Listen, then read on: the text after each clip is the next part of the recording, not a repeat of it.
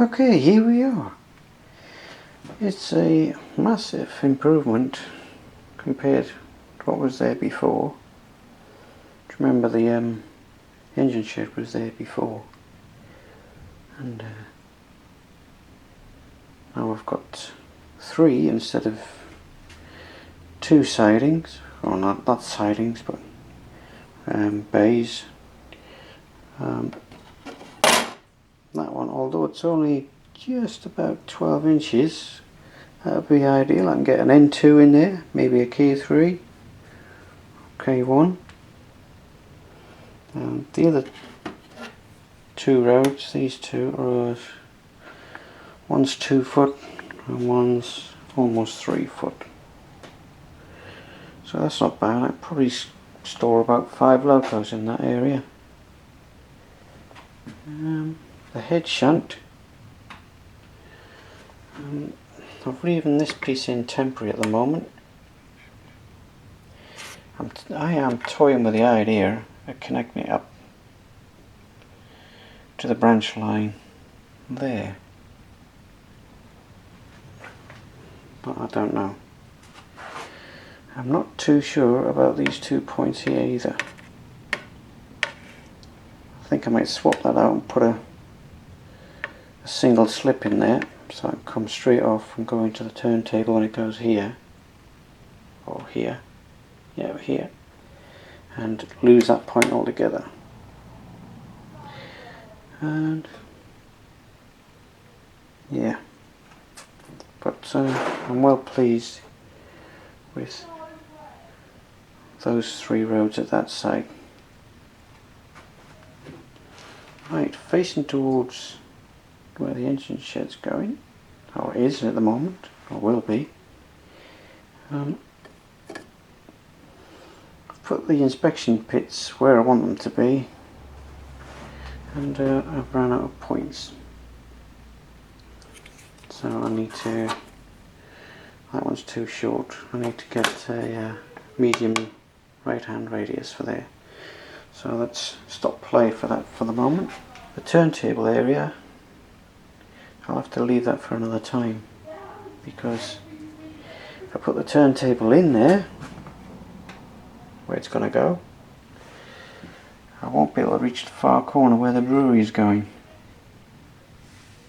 So the brewery will have to be done before the turntable goes in.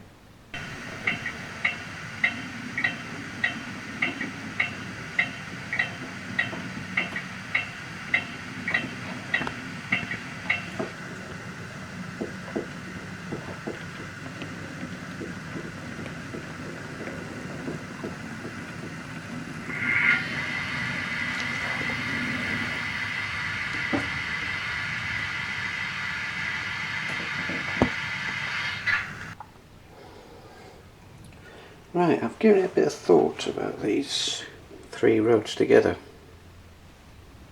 I can extend the near 2 by another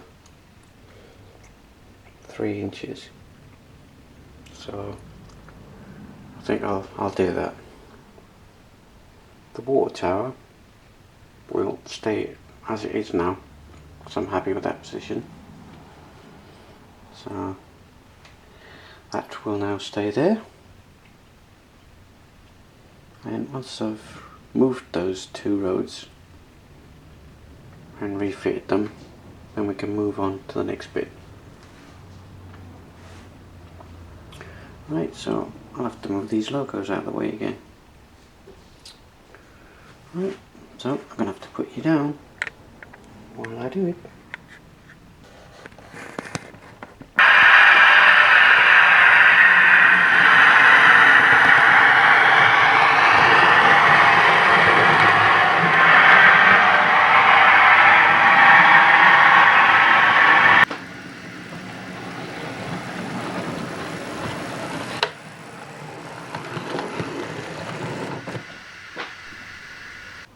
Okay, I've extended the 2 roads out of the 3 by another 2 inches or so, 2¼ inches, something like that. And as you can see, taken up the tracks here, or the 2 points that were there, filled in the holes, and this double slip's going to go in its place instead. So while the polyfill is drying off, I'll just show you these photographs I took of Ropley engine sheds. This one shows an inspection pit. The concrete, light grey with grey, darker grey inside, but it's not jet black as you would expect. It's like a grimy grey.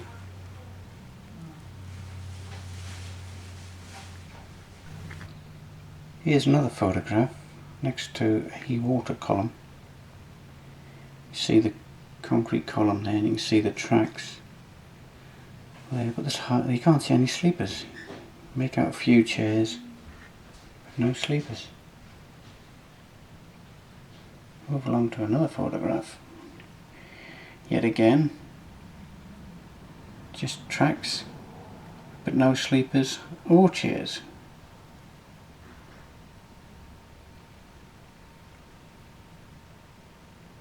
So let's give them the idea to do the ballasting in a similar style.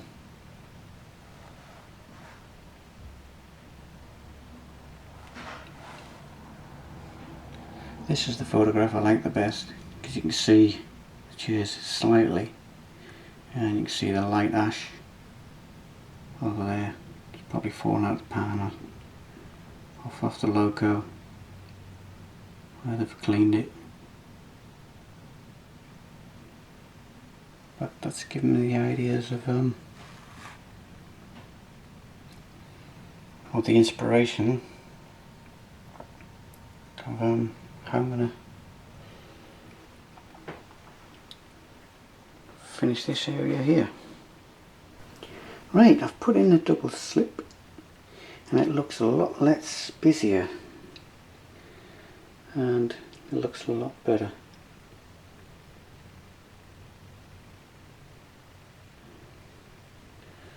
And the right hand turnout's ready. Next job is to cut out the slots, fit the pits and join the track to the pits. Right, let's play. Okay, I've cut the slots in here for the pits using a jigsaw. Now I'll just fit the pits and mark round these track areas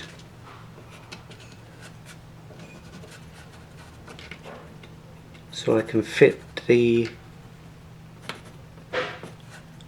power feeds which I've made up here. Basically all I've done is soldered the fish plates to the cables, colour coded of course, red being live, black being negative. Okay, so I shall now drill. Take these out. Take those out and drill the holes.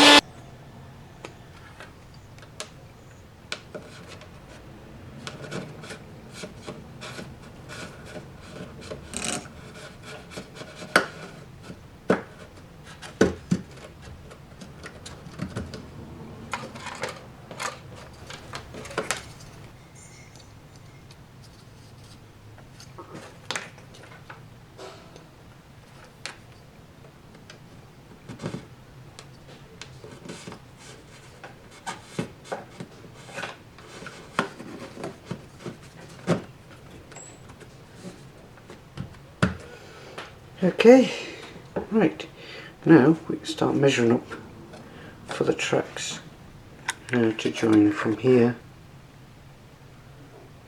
to here, and the same goes for that one, from there to there. Okay, I shall do that and see you in a minute.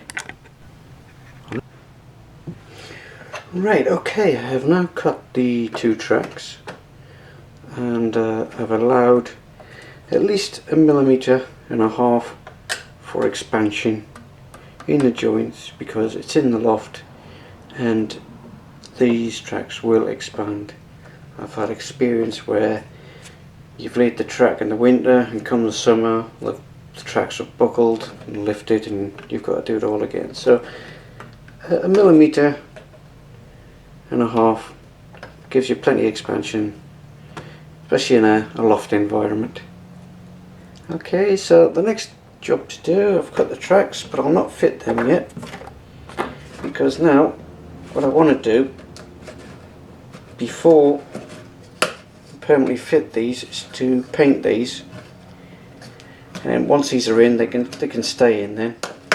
So what I'll do, I'll take these out and then paint these the concrete grey with a bit of dirt in ready, something like that. Right, see you in a minute. I've just painted the pits very light grey, and I haven't put the paint on that thick because some of the yellow plastic, this colour plastic, has come through, but I think that's what adds to the effect. So so the next part of this job is to weather it to match something similar to what was in the photograph that we showed you earlier, regarding this area here where the weather of paint runs down over and then settles in the bottom. So that's the effect I'm trying to aim for. So got some black bits to do. I've got this black grating here, that's got to be painted black, and those drains, I might paint those black as well, and then just lightly weather them with a little bit more grey on top. Right, so what I'll do now is I'll do the black bits and then we'll do the weathering bits. So I'll see you in a bit. Right, I've painted the drains black, as you can see, and the iron grid, painted that black and dusted it down with a little bit of grey. So now I've just got to wait for these to dry. Now I've had a little attempt at trying to weather the inside here, if you can see that at all, in there. But I think I'll have to wait till it's dried and give it another go. Right, so while that's drying, we'll move on to something else. Right, while we're waiting for the paint to dry on the pit, I thought we'd just do a quick height comparison between Sid here. We all remember Sid from the Year On video, and his dog Ben. Basically you want to know how tall he is and compare him to the stone walling that I made in the previous video. Now Sid here is 24 millimeters tall. That's just about 6 foot. He's quite a tall bloke. Now the brick wall itself, put that up against it, it's just over 15 millimeters, so he's around about 4 foot. So I just thought I'd show you this quick height comparison if you ever wanted to use it for measuring or working out. Anyway, I just thought I'd quickly show you that. Right, let's see how the pits are getting on. Right, as you can see, I've had another go at it, and it's a bit more promising this time.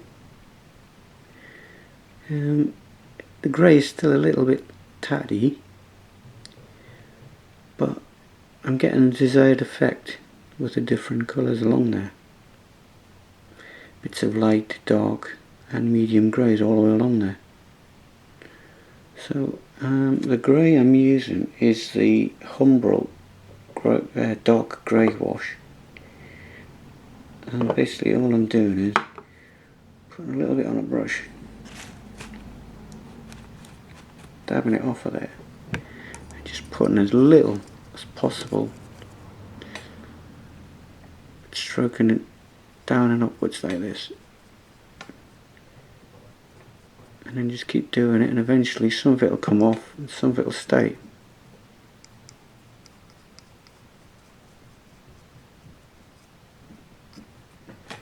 And I'm getting the desired effect, look.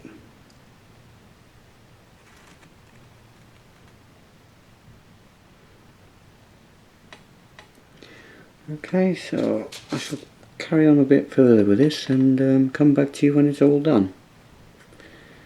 See you in a bit. Here we are with the pits painted, and I'm quite pleased with them. It's not easy trying to replicate what you see, but I think that's about the best as I can get it. See the way the grit runs down the sides. So the only other thing left to do with this is, when I come to do the ballasting, is to add a little bit of grit along the edges and maybe a little bit inside. But I'm happy with them. That's one. There's the other one. This one's a little bit more grittier. But the pits are dirty, filthy places, so... Right, let's go and put these on the layout. Right, the inspection pits have been put in place. Move the engine shed out of the way so I could fit the last two rows going in. Here I've fitted the blocks to make up the road bridge, which goes straight across to the other side. So that's in the process of being done as well. The rails will stop about here.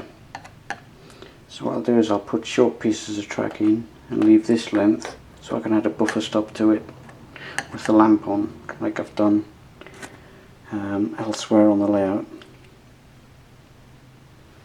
But yeah, all I've got to do now is fit that last bit of track, and then that's all the track work done. Well, apart from the two buffers, as the tracks come back through the shed. Oh, it's coming along. Right, I'll do a bit more and we'll do another quick look-see. See you in a bit. Okay, the last pieces of track have gone in, and I've put the coal stay in place. That's where it's going to go. And Sid's inspecting the work, of course, along with his dog Ben. Right, so what I'll do is I'll put the engine shed in place and we'll test run the track, make sure it's okay, and see where we go from there.